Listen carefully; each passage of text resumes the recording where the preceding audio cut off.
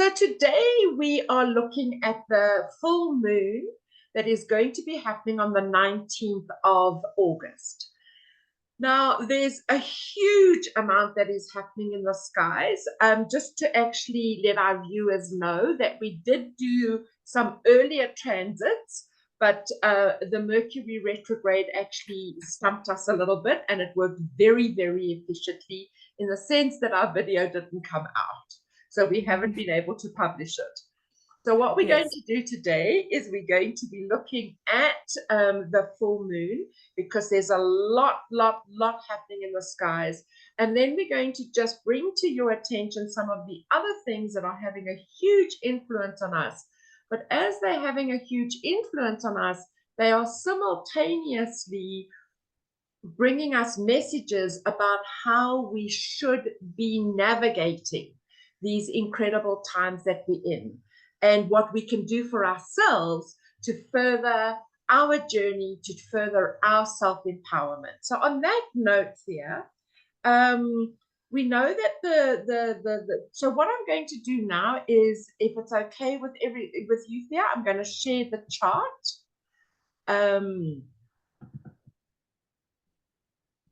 Okay. So now we've actually got the chart up, and I know that this is possibly unfamiliar to our viewers, but the reason why I'm putting up the charts for now and for anything that we're doing is to actually start familiarizing yourself with what an actual chart looks like. So this chart is set up for South Africa. I've used Pretoria as the capital.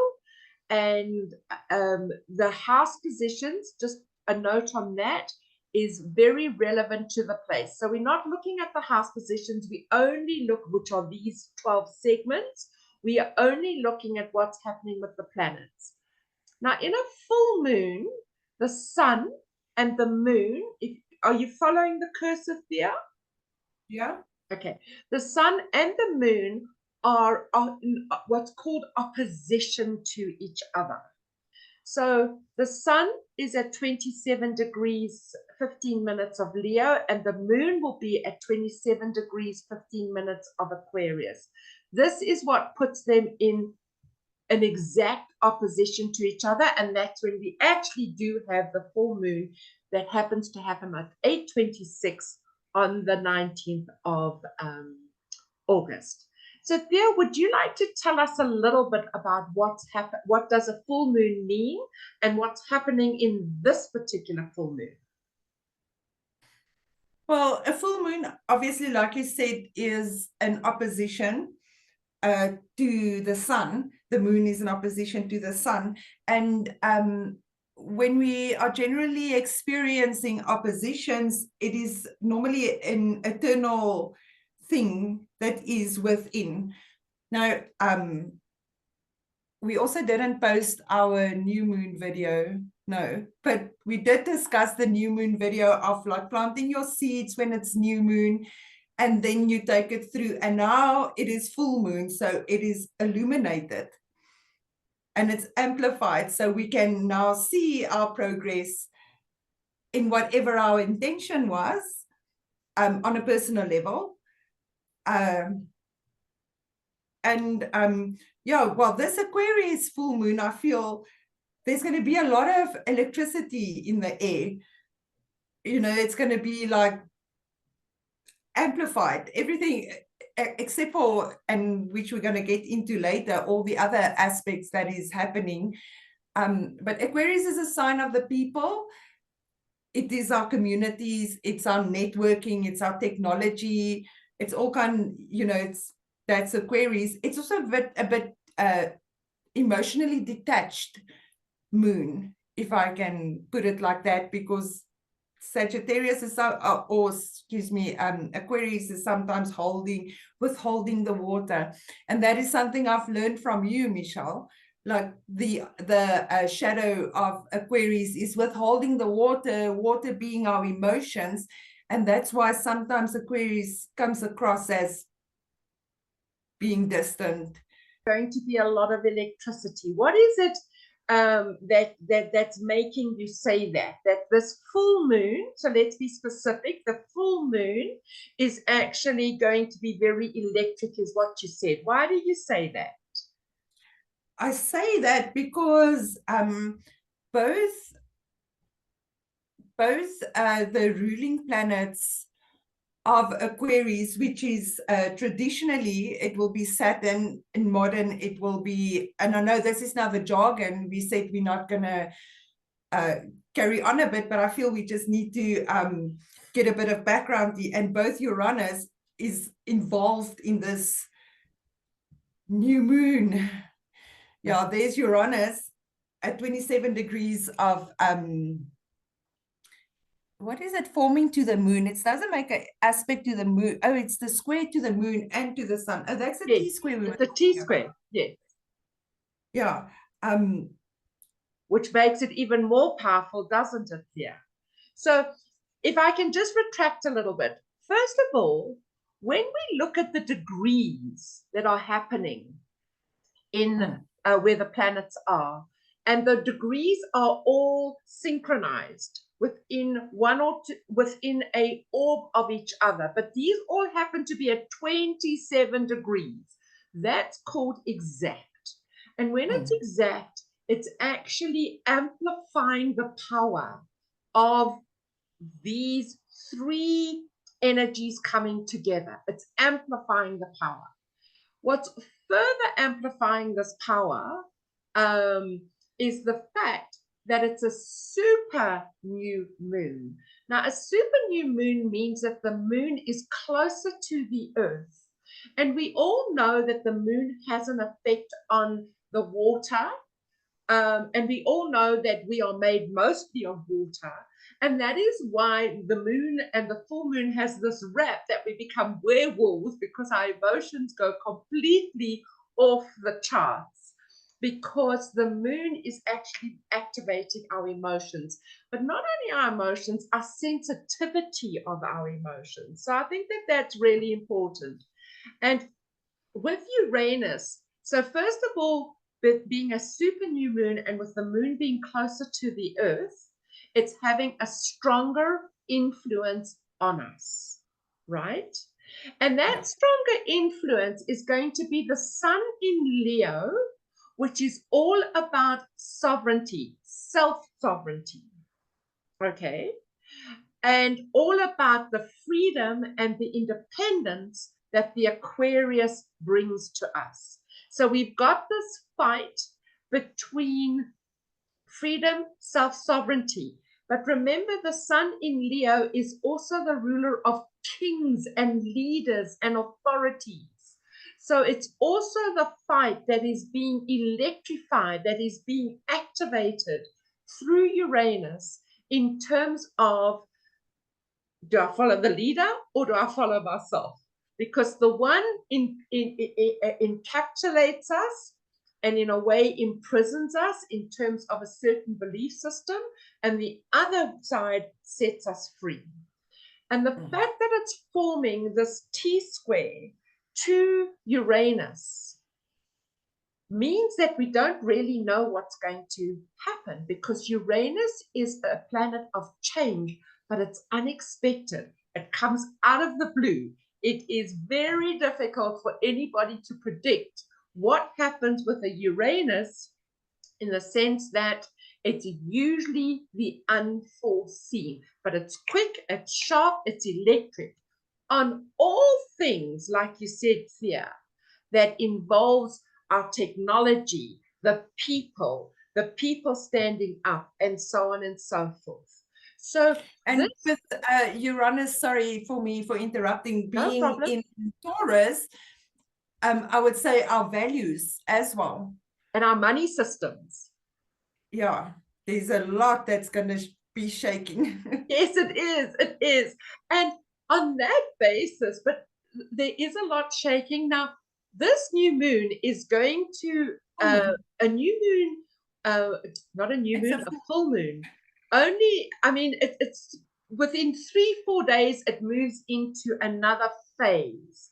But what we've got to understand, and why we actually doing these videos as a full moon is that it usually initiates a point in our consciousness for something that we might need to finish up with or to do, which is so the sun and the moon represent our conscious and our unconscious mind.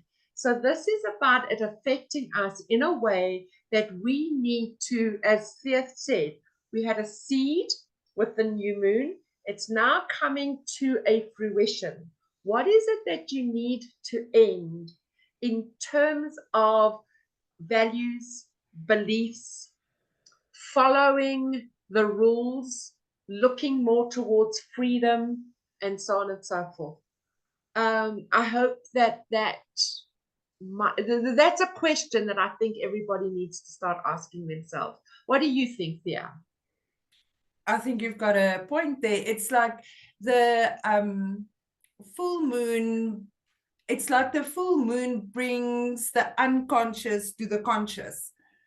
It shows you what is lurking there at the back and maybe what needs to be looked at. It highlights it. So you can just have a look in your own life at what are you experiencing at the moment, what is coming up for you, and that already would be a good place to start to navigate from there as to how you want to handle it. Are you choosing to follow the leader? Are you choosing to go into your own way? And yeah. But with that Uranus, it's still unexpected, sudden, and quick. So in other words, we're saying to the viewer, just be mindful of this. Don't let, because we've got this Mars Jupiter influence, which we'll get to. We could be involved in heated words. We could be very quick to respond to something. The advice right now is to step back. The moon is helping you because, as Thea said, the moon is in Aquarius, which means that our emotions are a little bit more detached than what they're going to be next month, I promise you. So, so we're a little bit more detached. When we're detached, we actually stand back to look at something. So we look at it more from, the viewpoint of the observer rather than from a subjective point of view. So this is really and truly a time for you to just take stock of where are you in your life, what needs to change. And Thea, you and I were talking before we actually started recording about how both of us are going through very distinct experiences with close loved ones, where we're having to look at it and we're having to say, I can't behave in my old way in order to make my loved one happy. But there's this transition period of I need to show who I am for them to accept me in the way that I want to be accepted. And that we're in this transition, and it's only by observing how we're feeling about this will we have a chance of actually becoming ourselves and at the same time preserving that relationship, which happens to be important to us. So I think that if it's happening for you and I think that it's happening for a whole lot of people, whereby maybe you find yourself in a relationship with an important other, somebody that you're not prepared to walk away from, and that you're in a relationship with them, but things are changing and you're not quite sure what to do. Don't do anything just yet, because it's going to be rash and it's going to be impulsive, and that's not what's called for right now. Rather use this time to step back and be a little bit more objective about it. Yes, and this doesn't necessarily mean it's just a romantic relationship. That is any relationship that is important to you, whether it's friendships, family, children, whatever. It could even be your boss. You know, Leo, yes, definitely. Leo, it could even be your boss, your manager. Definitely your boss. Yeah. Any authority figure. Yeah, exactly, including our government. So it's yes. That's a lot for people to actually just look at it and just use that Aquarius moon to be a little bit more objective, a little bit more detached in terms of, I think we need to become detached from our expectations, because it's our expectations of what we want from the other person that sets us up to become upset and get into that whole emotional quagmire of what's happening. Okay. Yeah, that is so true, actually, Michelle, because I always tell myself, like, expectations brings disappointments. It does. It does. And one of the things that I've realized over the last couple of months, you're never too old to go through your journey. That much I can assure you. But that I've become very aware of is that when I look at all the disappointments in my life when it comes to other people, it's because my expectation was not met. But now, isn't that interesting? Because it's my expectation. It's not their expectation. It's not how they seeing it. It was totally dependent on my expectation. And that's where the hurt and the pain and everything is there. Exactly. You know, where it's all involved. So for the viewers, just be a little bit more aware of your own expectations around the relationship, and start working on not having an outcome, if that makes sense, because an outcome is actually an expectation. Yeah. And why do you have, maybe see what is it that brings the expectation?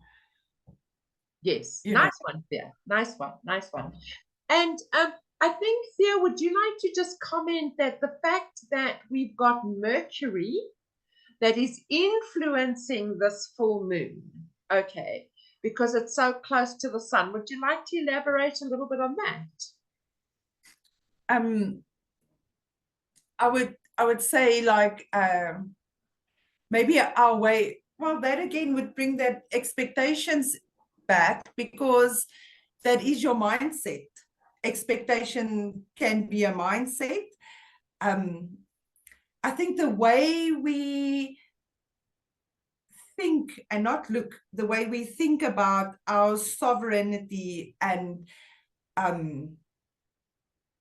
it should or not be is going to be highlighted with this moon as well, and the way we communicate our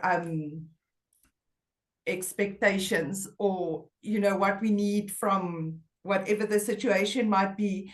But I would also say that because it's in Leo, that we might be a little bit self-absorbed, and our opinions and our expectations, and I think that might be in play here a little bit. So I think that we might just maybe have a look to see if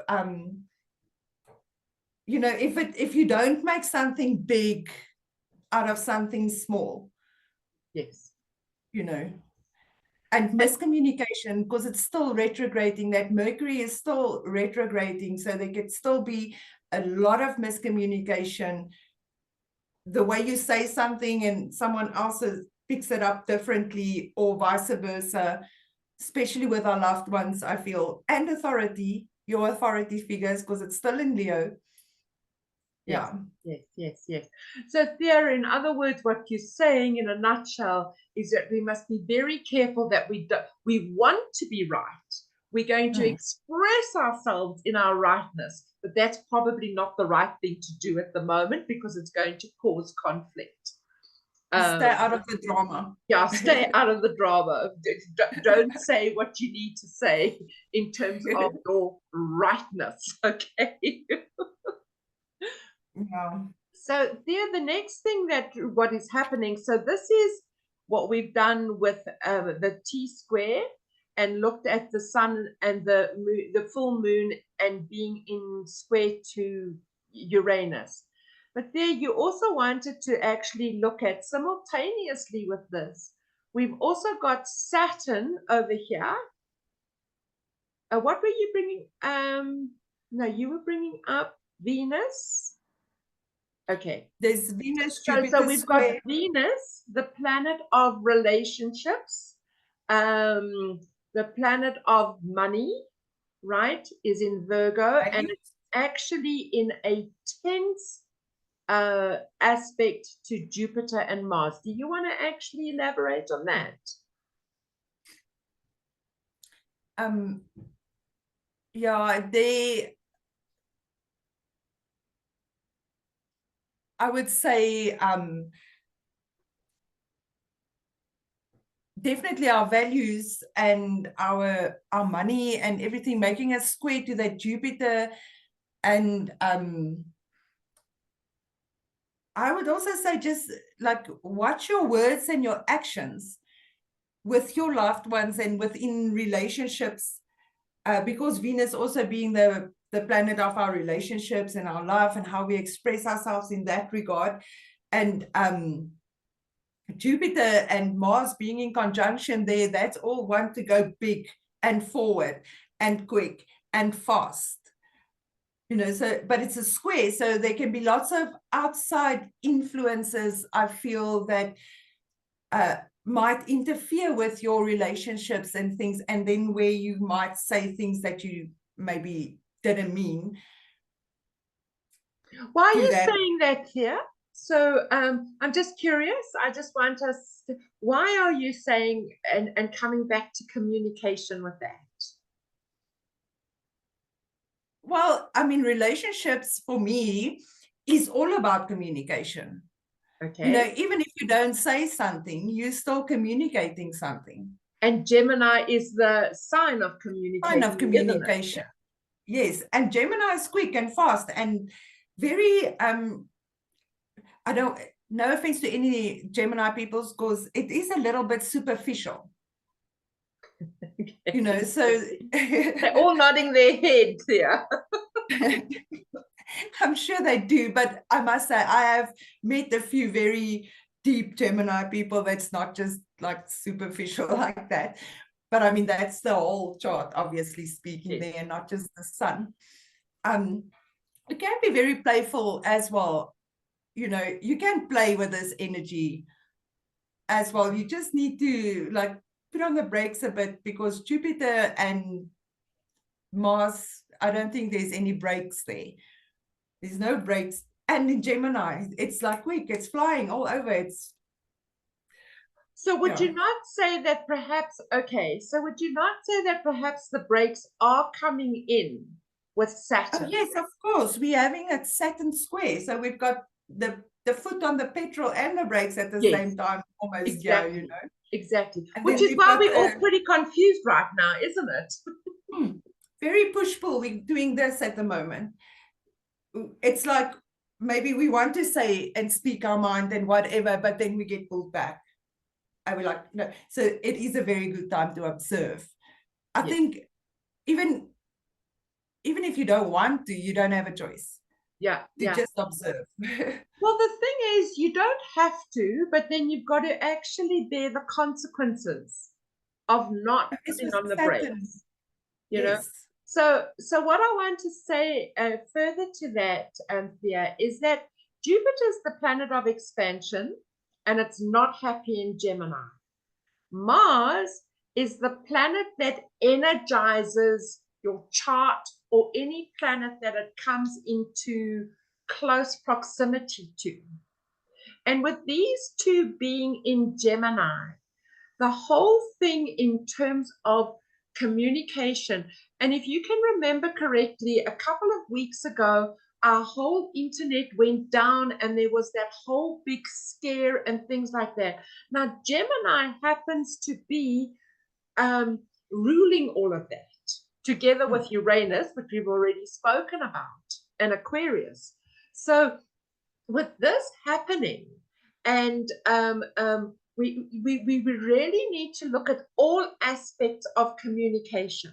However, it's also a wonderful time for anybody who's studying right now.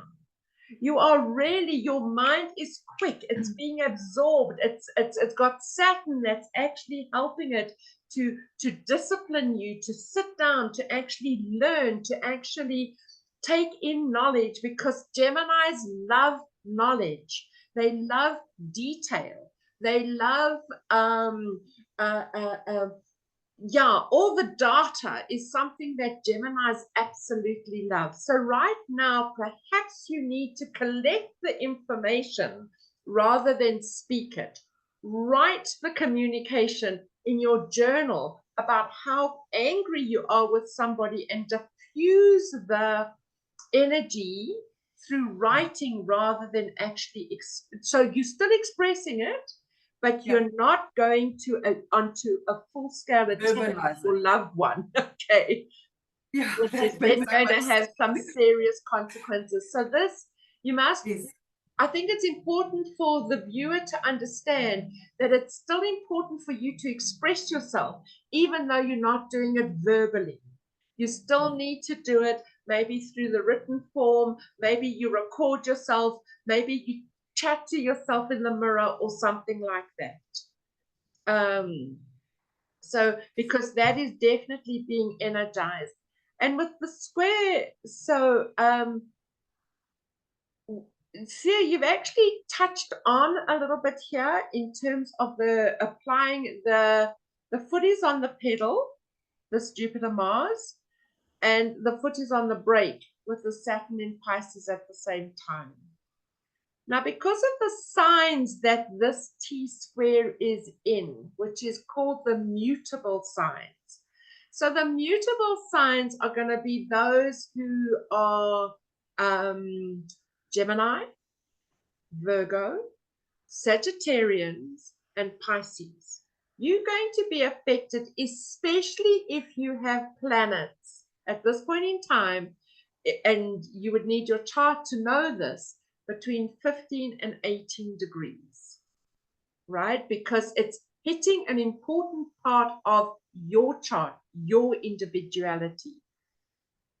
So although this applies to everybody, I think we need to be very aware that if you are a mutable sign, the ones that I've just mentioned, you need to be flexible. Okay, did you hear that? You need to be flexible. This is not the time, like what the sun wants to do and Mercury wants to do, is stand in your rightness. This is the time to be flexible, because this too shall pass. Yes. Anything to add to that? Yeah, with that flexibility, I feel it gives us that opportunity to know when to speak and when not to speak. I feel like if that was like in a cardinal or a fixed, if it was a fixed, we would have like, I'm right, nothing is going to change it, finish and klar. Cardinal will go forward and just speaks the mind and don't worry about the consequences. So I think this gives us the opportunity to play around a bit with, because I mean, now you might feel like you're very angry and you want to sort it out now, and you just take a walk and you come back and you're like, oh, it wasn't so bad. Yes. Maybe I overreacted a bit. Yes, yes. And yes, it's better to feel that way before you spoke your mind than after. Yes, yes. And I think you used an important word there, Thea. You said overreact. All of this, which is happening at the moment, with everything being energized. So, in other words, with all it being energized through that Mars, it's coming out into the open. It's not having a chance to actually wallow in any extent whatsoever. So I think that to overreact is something that we could possibly be, where we could actually burn our fingers and cause problems for ourselves.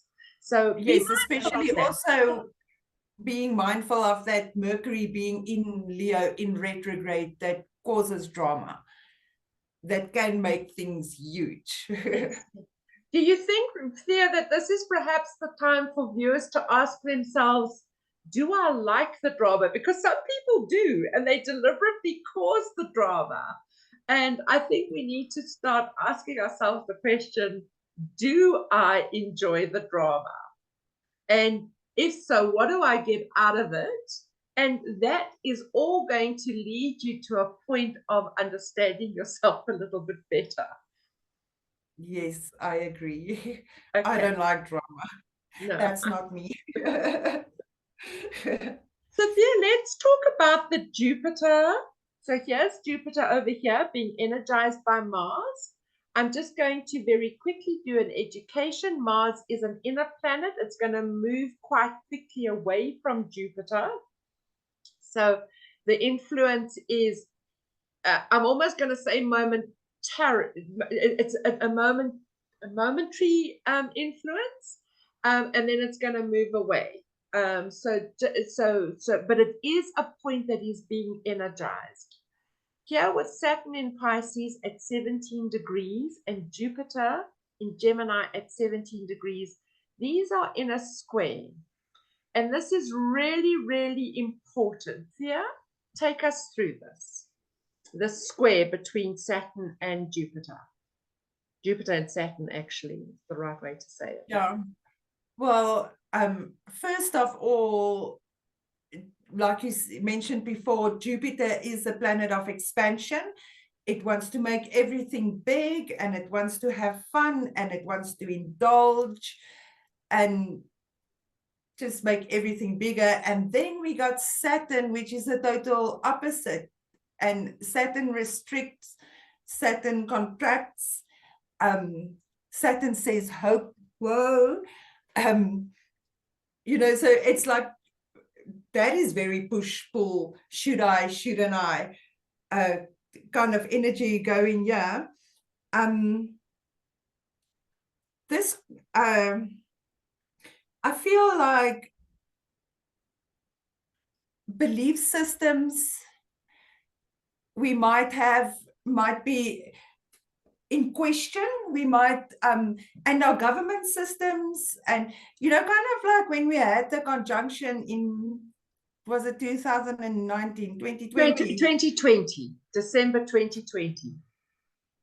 Then already lots of astrologers said that it's the fall, you know, the government is going to fall, the monarchs is going to fall, you know, it's like indicating the crumbling of all of this. I think with this square, we can like see how far are we in this falling of everything, whether it's the financials, the governments. And I mean, we can just look around ourselves and see, you know, the people is not happy. You know, like there's lots of external things that is like influencing this for us. But I also think that, you know, we might experience some limitation in a way. You know, like we might feel limited to, if you want to do something, say something, express yourself, whatever, there might be something that makes you feel limited. And I also feel that this square might bring more responsibility. Yes. You know, like, yes. And then it's that thing with freedom comes responsibility. Yes. As much as we want the freedom that Jupiter offers, it comes with the responsibility that Saturn brings, and how we're going to move forward with that. Can you remember my favorite saying, Thea, or one of my favorite sayings is, there's freedom in structure. Okay. And freedom in structure is exactly what this Jupiter-Saturn square is all about. We are looking for our freedom. But I'd like to add there, Thea, that part of the freedom that we might also be looking for is of a more spiritual nature. Because we've got that Saturn in Pisces, I think in a way we are being looked, it's being looked to us to actually look more in depth into our spirituality. And for me, Saturn in Pisces means spiritual pragmatism. In other words, pragmatism is all about being practical. It's all about being down to earth. It's all about something working. And this is about actually bringing our spirituality into a more pragmatic, usable way where we are connecting to our higher power in a way that we haven't had an opportunity to connect before. And the fact that Jupiter is involved with, I mean, Jupiter is Zeus. It is the gods. It is as of the gods. So Jupiter is very much also linked to high legality as well as to long journeys, our spirituality. And being together with this whole thing with you, what's happening in Uranus, what's happening with Pluto, going into Aquarius, there's this other whole thing of our spirituality connecting on a much higher level than what we have previously thought from, i.e. connecting more to the cosmos, connecting more to the galactic, and the galaxies, and actually taking ourselves higher than. But again, we've got to still keep Jupiter, and going all out there is being brought back by the Saturn, the planet of restriction, limitation, discipline, structure, and saying that's all well and good, but come back to yourself over here. Yeah. Would you say? Yes, I agree with you. I like the fact that you brought in the practicality of spirituality. What do you call it? Spiritual pragmatism. Yes. Yeah. And that is basically like not just saying that I need to meditate every morning or whatever. It's to actually have a structured routine of when I wake up in the morning, I set time out for my quiet time, connecting, journaling, whatever it is. It's actually bringing that in. And with that Jupiter, I feel that's going to bring more freedom, you know, to then express yourself and come into your sovereignty like the Leo sun wants us. Yes, yes, yes. The other thing that's just occurred to me over there in terms of what you were saying, Thea, is that before we've just meditated, okay, and then we've calmed ourselves down and we've actually done that, and then we're going out into our world. I think where the difference comes in now is that when we're meditating or going quiet or whatever, we're really looking at upping our frequency and our vibration. We're really looking at going out into our world and having more of an influence on a frequency vibrational level than what we've ever done before. In other words, our spirituality becomes very Aquarian, doesn't it? It's not for ourselves, it's also for the wider community that you might be moving into. So you might be moving that influence into your working environment, into your family environment, into your social environment, into your gym, where you're just beginning to bring in a something that resulted from your meditation, where your frequency and your vibration change. Am I going to spiritual here? No, I like that because we do have that Aquarius full moon going. Yeah. And it's all about raising the frequency and the greater good. And yes, and I mean, by raising your own vibrations, it's a ripple effect. So no matter what you do, it ripples out to the people and the community and everyone around you. Yes. Whether your ripples is good or bad. Yes, yes. It ripples out, you know. So I want to just then say, almost like as an in closing statement over here, and that would be something along the lines of this. And now I forgot what I was going to say.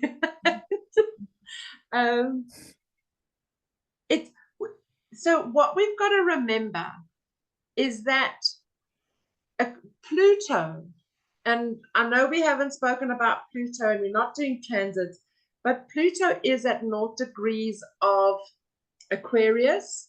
It's at the same degree that we had the Jupiter-Saturn conjunction in 2020. And we need to understand that Pluto, after November this year, because it's a little bit in Aquarius and then it's going to go back into Capricorn, which means that we're going to have some rumblings from the authorities, right? And that's going to be, but it's only after November that Pluto is going to truly be in Aquarius. And with this, these two planets now being in their first squares of tension. It's like it's not happening with ease. It's happening with you're working at this. It's not just happening. You're not being gifted to it. You're being asked to work at it. And with this Jupiter Saturn, and this whole theme that we've spoken about in this particular new moon being in Aquarius, full moon being in Aquarius, it is about our individual freedom. It is about working within more of a community space rather than on our own. But within that community, it is so much about how do you want to appear as an individual? Because the individual's not lost in the space that we are moving into for the next 20 odd years. Yeah, because as much as Aquarius is the community, it's also the individual. Yes, yes, yes. And we mustn't lose sight of that. Yeah, I would say it's like the individual within the community. Yes, yes, yes. If we looked at Pisces, that takes away individuality. You know, we just swim and go in with everybody. Whereas Aquarius as an air sign is actually saying, yes, it's about the community, but I am unique I'm a unique cog within that community. Yeah, like the big sun and all his rays. So we're all part of the sun, but we all an ray expressing itself individually. Yes, yes, yes. So Thea, I think we need to actually end off now. So what would be a closing statement that you might want to make to people or to our viewers? I would say just be aware and like we said, observe what is being amplified for you over this time. It's going to be hard to deny. It's going to be in your face. And then